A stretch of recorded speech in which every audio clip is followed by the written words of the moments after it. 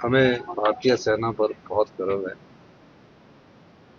सेना के तीनों अंगों ने जिस प्रकार से दबाव बनाकर सटीक और सही कार्रवाई की है, उसके लिए सेना पर हमें पूरे प्रदेशवासियों को गर्व है। इस अवसर पर मैं ये कहना चाहूँगा कि पूरे हिमाचल प्रदेश की जनता सेना की इस कार्रवाई पर देश के साथ खड़ी है और सेना के साथ खड़ी है। हमारे प्रदेश ने पहले ही देश की एकता और अखंडता के लिए का बलिदान दिए हैं। देश के अधिकतम परमवीर चक्र हिमाचल की वीर सैनिकों ने, वीर सपूतों ने जीते हैं।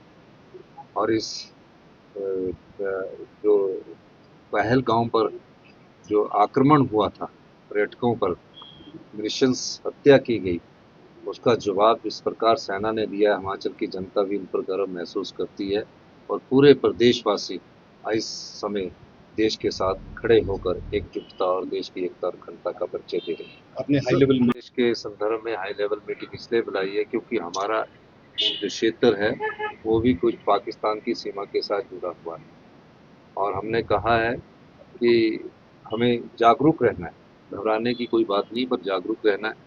और भारत सरकार के जो दिशा निर्देश है, जो गृह मंत्रालय द्वारा जारी किए जाते हैं, उनका अनुपालन करना है और अपनी तरफ से भी जागरूकता अपनानी है। हमने जो बॉर्डर एरिया के पास हमारे क्षेत्र लगते हैं, कोई अनहोनी घटना ना हो, उसके लिए भी आप जागरूक रहो। और निश्चित रूप से किसी भी प्रकार की भी कोई कार्रवाई कोई दुश्मन देश अगर करता है, तो उससे हमने कैसे निपटना है, पूरे प्रदेश की जनता एकजुटता के साथ ये जो कोई किसी भी प्रकार का कोई भी वारदात होती है, उसका सामना करने के लिए तैयार है। इसलिए हमने सभी अधिकारियों को दिशा निर्देश दिए हैं, सभी जिला अधीक्षों को दिशा निर्देश दिए हैं और साथ लगते बाउंड्री के जहाँ जिलाधीशों को सचेत रहने के लिए बोला है और अपनी सुरक्षा को सुनिश्चित करने के दिशा निर्देश हमने दिए।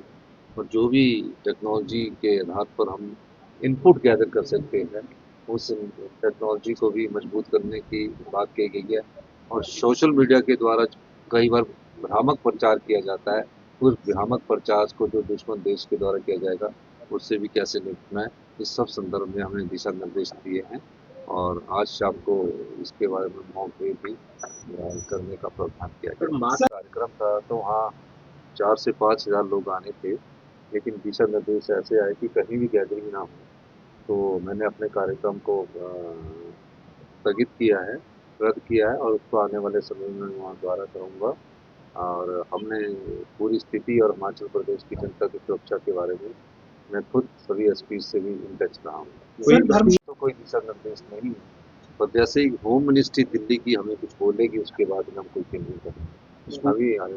जो अभी स्कूल है, वो मैंने कहा है कि जो बाउंड्री के साथ वाले स्कूल है, उसमें पहले स्थिति का जायजा लिया जाए और समय के अनुसार उसमें वहाँ के जिलाधीश फैसला करेंगे कि हमें आगे क्या करना है।